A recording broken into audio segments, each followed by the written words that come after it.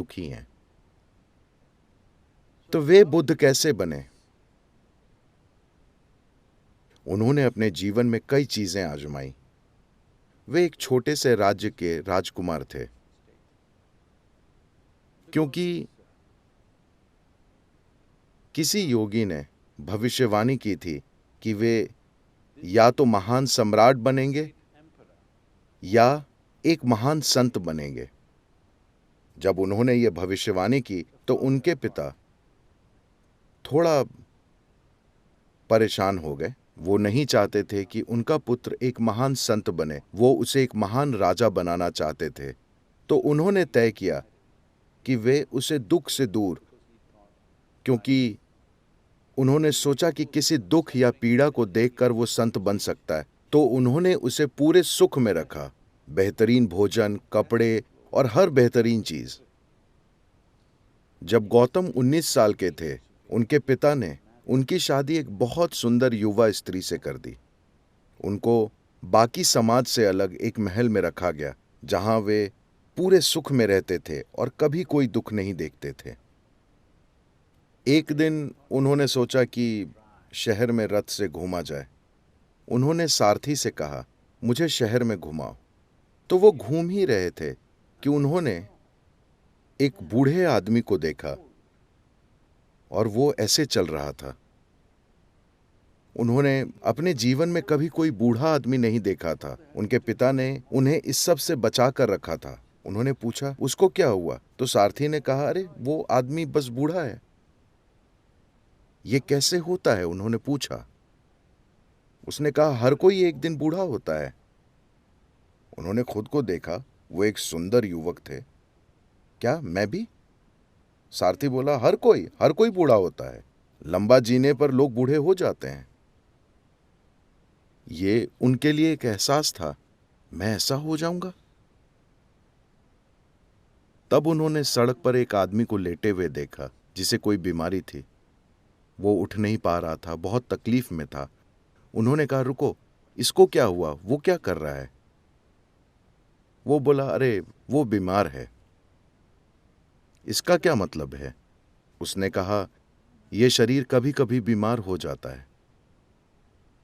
ऐसा किसी को भी हो सकता है। ये बस किसी को भी हो सकता है। मुझे, एक राजकुमार को, ये मुझे भी हो सकता है, ये किसी को भी हो सकता है।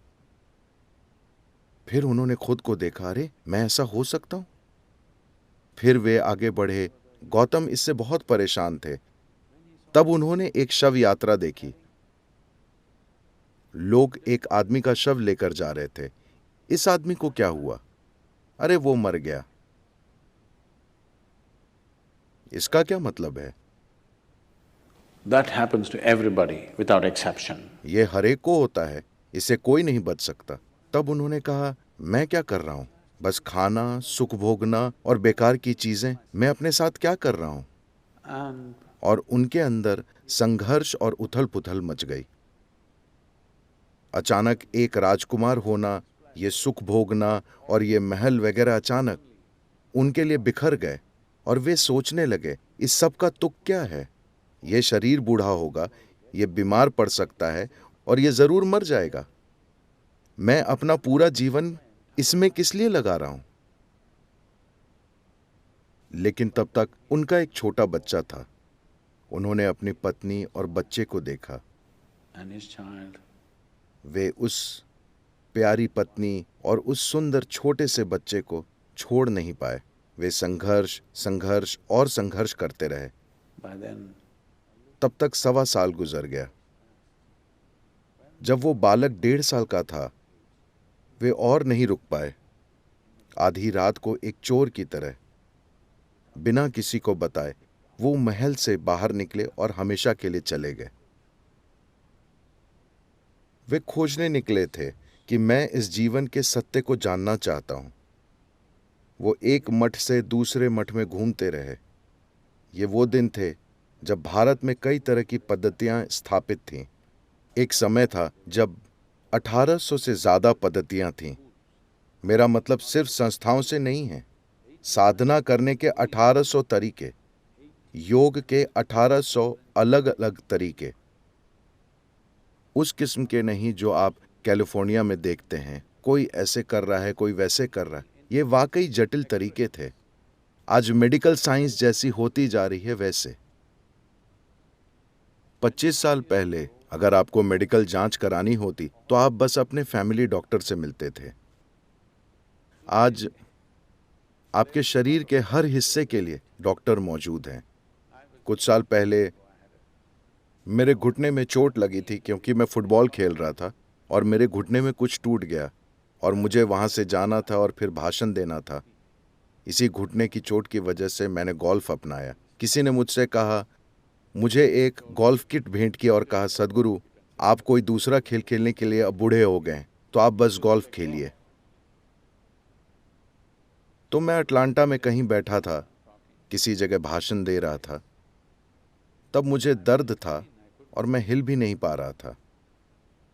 तो फिर आखिर में, मेरा मतलब है कि जब मैं बोल रहा था, एक आदमी ने हाथ उठाया। मुझे लगा कि वो प्रश्न पूछना चाहता है, लेकिन उसने कहा, सदगुरु इसके बाद मैं आपके घुटने की जांच करना चाहता हूँ, मैं घुटने का डॉक्टर हूँ। तो मैंने कहा, अच्छा आप हड्डियों के डॉक्टर हैं? उसने कहा, नहीं नहीं, मैं घुटने का डॉक्टर हूँ। तब मैंने पूछा, दायां घुटना या बायां? आप किसके डॉक्टर हैं? तो विशेषज्ञ बनना बढ़ रहा है। शायद 50 सालों में एक समय आएगा कि अगर आप मेडिकल जांच कराना चाहें तो चेकअप के लिए 100 डॉक्टरों की जरूरत होगी। जब तक आप ये 100 अपॉइंटमेंट ले पाएंगे, तब तक शायद आपको कब्र खोदने वाले की जरूरत होगी। तब ये बेतुका बन जाएगा। आप 3 डॉक्टरों के पास गए, ये तो ठीक है। अब 5 डॉक्टरों के पास गए, ये चलेगा। अगर ये 50-100 डॉक्टर बन जाता है तो ये बेवकूफी होगी, है ना? योग पद्धति के साथ ऐसा ही हुआ। लोग बहुत छोटी छोटी चीजों में विशेषज्ञ बन गए। हर विशेषज्ञता अपने आप में बहुत फैली हुई थी। किसी ने आकर अभी मुझे बताया, दांतों के डॉक्टर यहाँ हैं, ठीक है छोड़ देते हैं। मिसाल के लिए दंत चिकित्सा, बस 32 दांत होते हैं, ठीक है? Right. वे 9 साल पढ़ते हैं, 32 दांत और 9 साल की पढ़ाई। इसके बावजूद वे इसके बारे में हर चीज नहीं जानते। सृष्टि की प्रकृति ही ऐसी है। अगर आप एक बार में एक दांत का अध्ययन करें तो आप देखेंगे कि हर दांत में कुछ खास होता है। एक व्यक्ति बस एक दांत के बारे में जानने में पूरा जीवन लगा सकता है। कल्पना कीजिए कि अपने मुंह की जांच के लिए आपको 32 डॉक्टर की जरूरत हो। आप एक त्रासदी बन जाएंगे, है ना? तो जैसे जैसे विशेषज्ञता बढ़ेगी, एक सीमा के बाद ये हास्यपद बन जाएगा। यही योग के साथ हुआ। इसने वो सीमा पार कर ली 1800 schools, different specializations of yoga happened. जहां योग की 1800 अलग अलग विशेषज्ञताएं हो गईं। इसी दौरान पतंजलि हुए और उन्होंने हर चीज को योग सूत्रों में बांध दिया ताकि इसका अंतहीन फैलाव कम से कम हो जाए। तो जब गौतम हुए, वो पतंजलि के बाद का समय था। फिर भी कई चीजें मौजूद थीं, तो वो एक पद्धति से दूसरी पद्धति में गए। उन्होंने समाधि के 8 विभिन्न तरीकों का अनुभव पाया।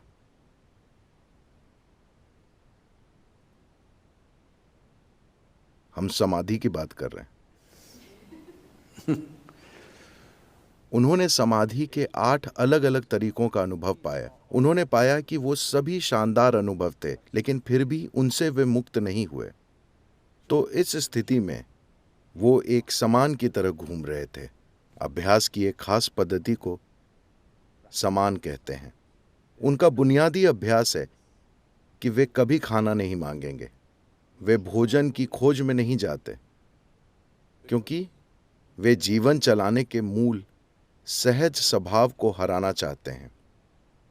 चाहे जो हो, आप हमेशा भोजन खोजते हैं। कृपया इसे समझिए। आप इसे कई तरीकों से जटिल बना सकते हैं, लेकिन मूल रूप से आप अर्थव्यवस्था के बारे में इतनी ज्यादा बातें करते हैं, इसका मतलब है आप हमेशा बस जीवन चलाने के बारे में सोच रहे हैं ना। जीवन चलाने को बढ़ा चढ़ा दिया गया है, पर यह जीवन चलाना ही है। तो उनके लिए एक बुनियादी साधना है कि आप अपने जीवन चलाने के स्वभाव को हमेशा अनदेखा करते हैं। आप बस चलते रहते हैं। तो सामान बस घूमते रहते थे।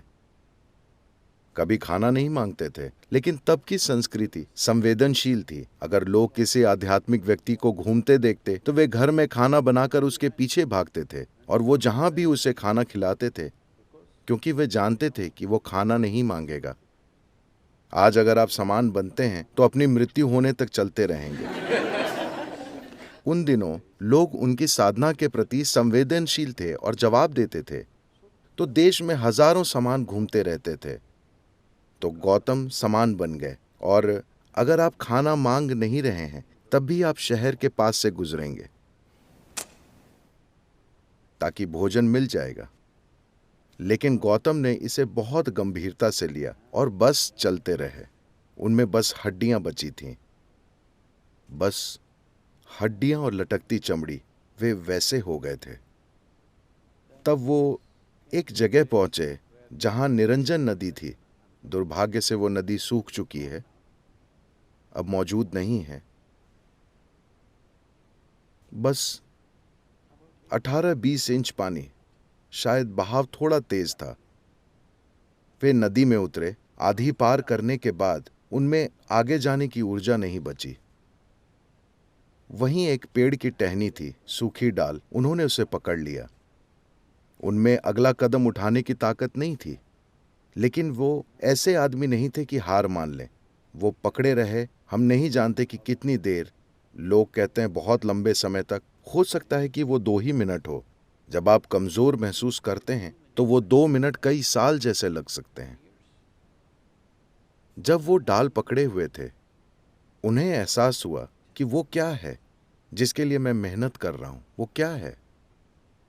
मैं पूरे देश में घूम रहा हूं, एक मठ से दूसरे मठ जाते हुए ये सीखा वो सीखा। What is it that I'm looking for? वो क्या है जो मैं खोज रहा हूं? फिर उनको एहसास हुआ कि वाकई कुछ नहीं है।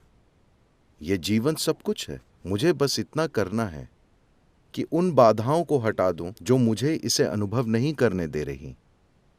जब उनको एहसास हुआ कि हर चीज उनके भीतर ही है, खोजने का कोई तरीका नहीं है, अचानक उनमें अगला कदम और अगला कदम लेने की ताकत आ गई। उन्होंने नदी पार की और आकर उस पेड़ के नीचे बैठ गए जो अब बहुत प्रसिद्ध बोधि वृक्ष है। वो वृक्ष बुद्ध से भी ज्यादा प्रसिद्ध हो गया है।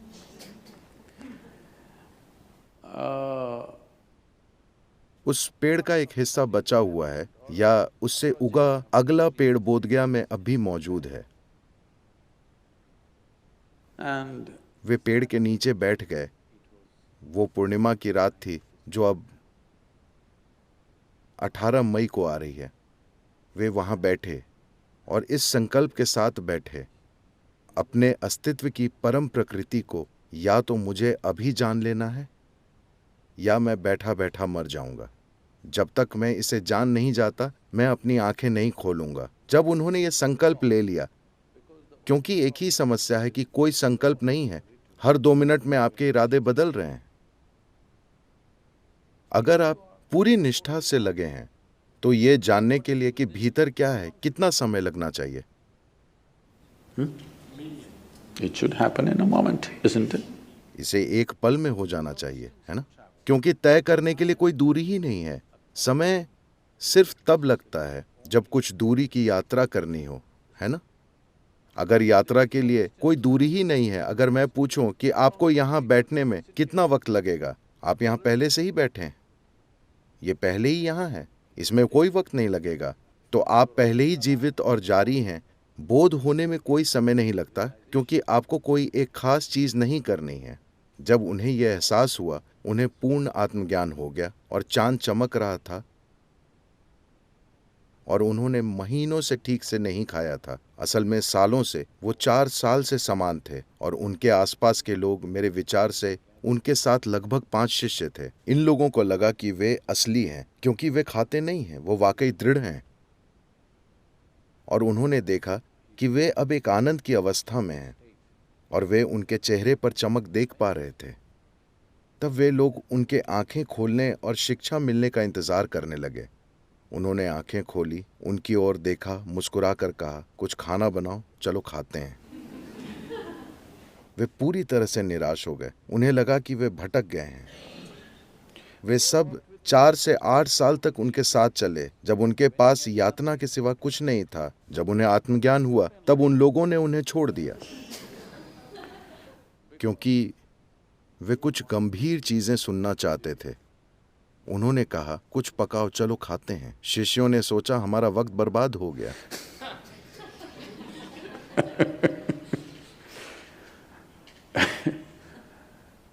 उनके जीवन में कई सुंदर घटनाएं हुई हैं। बुद्ध होने के बाद एक दिन वे नदी के किनारे टहल रहे थे और फिर जाकर एक पेड़ के नीचे बैठ गए।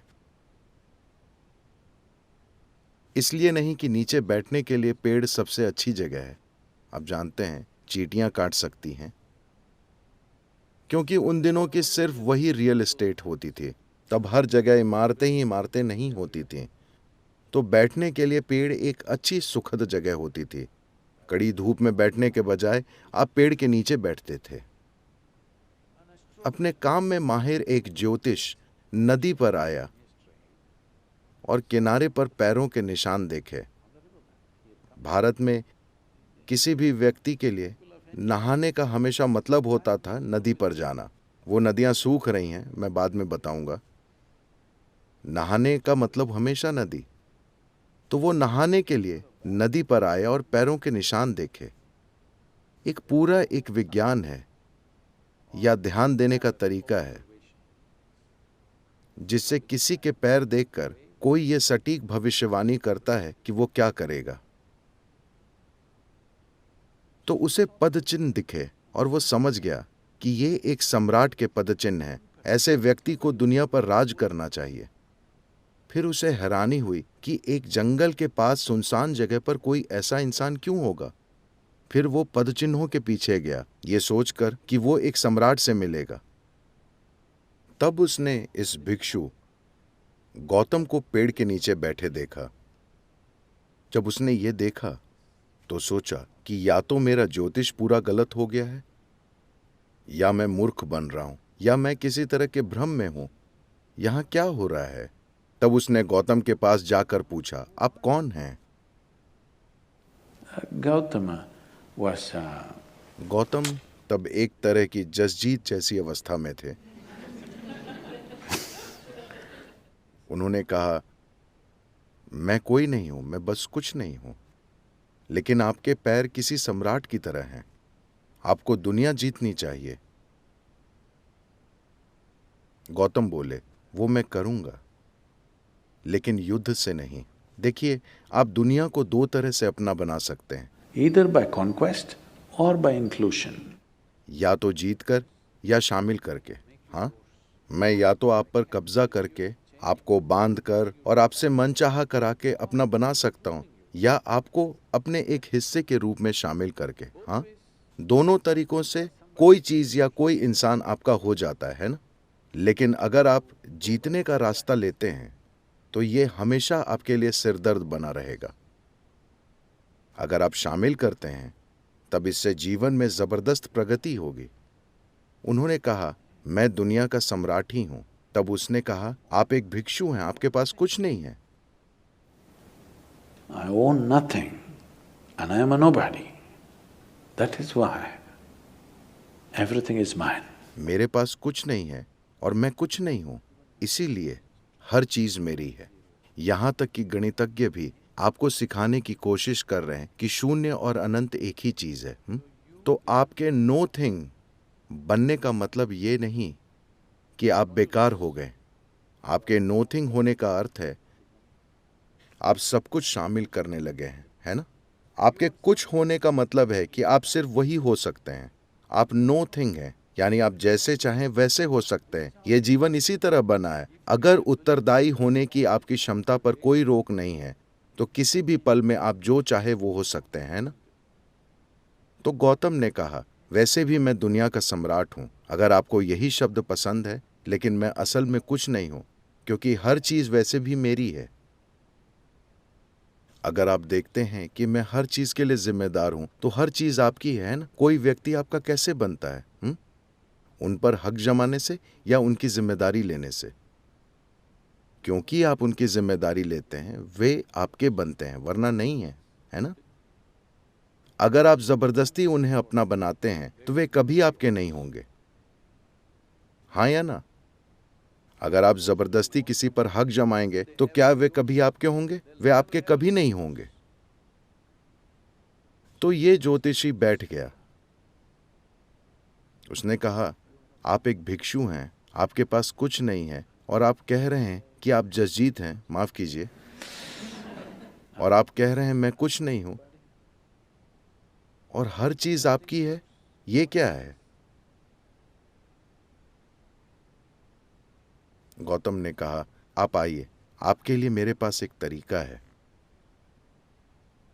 आप जीवन की भविष्यवाणियां करने में व्यस्त हैं, मेरे पास योजना है। आप जीवन की भविष्यवाणियां क्यों करते हैं? आप एक योजना बनाने और उस पर अमल करने में नाकाबिल हैं, इसलिए आप भविष्यवाणियों पर निर्भर हैं, है ना? हाँ या ना?